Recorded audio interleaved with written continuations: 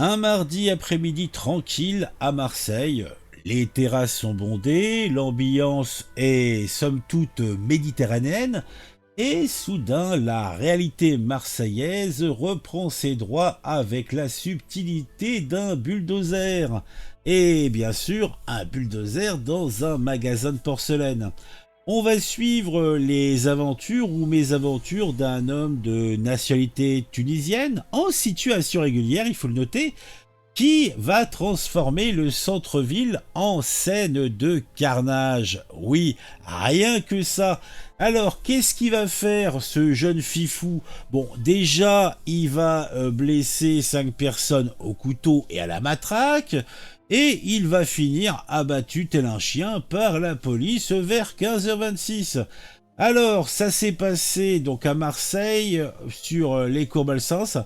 Bon, le coin est déjà pas franchement réputé pour ses promenades bucoliques, et il s'offre là une nouvelle page de son livre d'or sanglant. Notre héros du jour, bon, héros posthume, n'avait manifestement pas inventé la poudre, mais il excellait dans l'art de ne pas payer ses dettes. Expulsé de son hôtel pour impayé, l'homme décide de revenir à régler ses comptes à sa manière particulière. 2 couteaux et une barre de fer, parce qu'évidemment, quand on vous vire pour défaut de paiement, la solution logique est de revenir armé jusqu'aux dents. Bon, la médiation par les armes blanches, c'est une technique, sans doute une nouvelle tendance post-Covid dans cette belle ville de Marseille. L'individu donc remonte dans sa chambre comme s'il rentrait chez lui après les vacances, sauf que tranquillement il plante le nouveau locataire d'un coup de couteau au flanc. La victime est hospitalisée en urgence absolue. Puis, direction le rez-de-chaussée pour s'occuper du gérant de l'hôtel. Celui-là même qui avait eu l'audace de demander son loyer. Donc, plusieurs coups de couteau plus tard, il s'attaque au fils du gérant, histoire de faire du mal à toute la famille. Moi, je pense que le gars, il était amateur de l'esprit familial, mais version à l'envers. Donc, le gars s'était dit, on va pas s'arrêter en si bon chemin. Donc, notre boucher amateur décide de faire du tourisme gastro-terroriste et se rend dans un snack voisin. Il tente de porter des coups de couteau sur le gérant et d'autres personnes présentes, mais les clients le mettent en fuite. Visiblement, les habitués du secteur ne sont pas du genre à se laisser impressionner par le premier venu qui débarque avec sa coutellerie. Alors, chassé du snack, notre forcené poursuit son périple urbain en mode berserker. Il court à l'aveugle, gratuitement, et tente de porter des coups de couteau à des passants. 2 personnes sont blessées au visage en recevant des coups de matraque. Parce qu'apparemment, quand on a des problèmes d'argent, avec son hôtelier, la solution évidente est de s'en prendre à des inconnus qui passent par là. Bon, la logique du désespéré, version, là encore, marseillaise. Bon, tunisien, marseillaise, je ne sais trop. Bon, en tout cas, heureusement, les forces de l'ordre arrivent sur les lieux, une patrouille de police intervient et demande à l'individu de jeter ses armes. Il n'obtempère pas. Non, non, non, non, non. Surprise donc. L'homme qui vient de transformer un quartier en zone de guerre refuse de se rendre gentiment.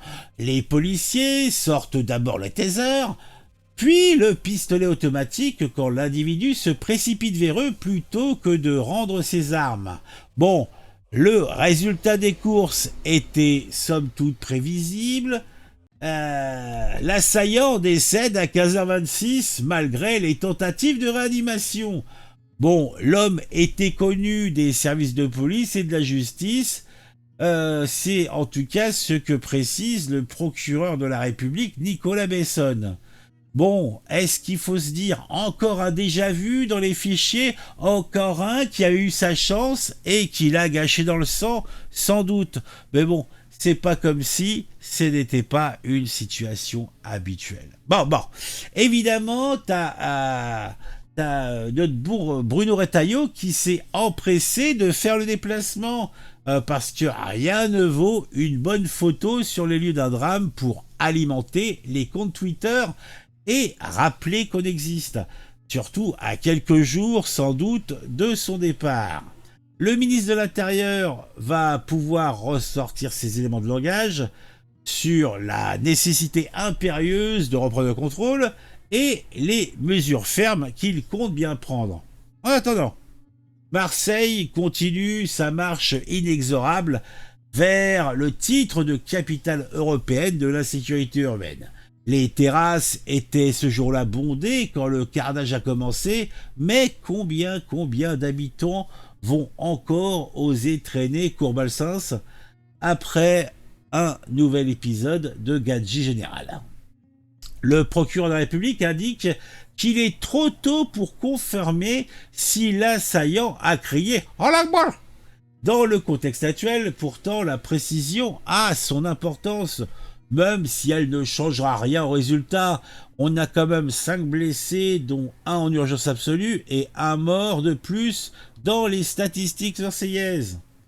La cité phocéenne collectionne les faits divers, comme d'autres collectionnent les timbres, sauf que là, eh bien, ce ne sont pas des images colorées dans un album, mais des victimes qui saignent sur le bitume d'un des quartiers les plus pourris de France. Ah, bon allez, dites-moi en commentaire ce que vous pensez de tout ça.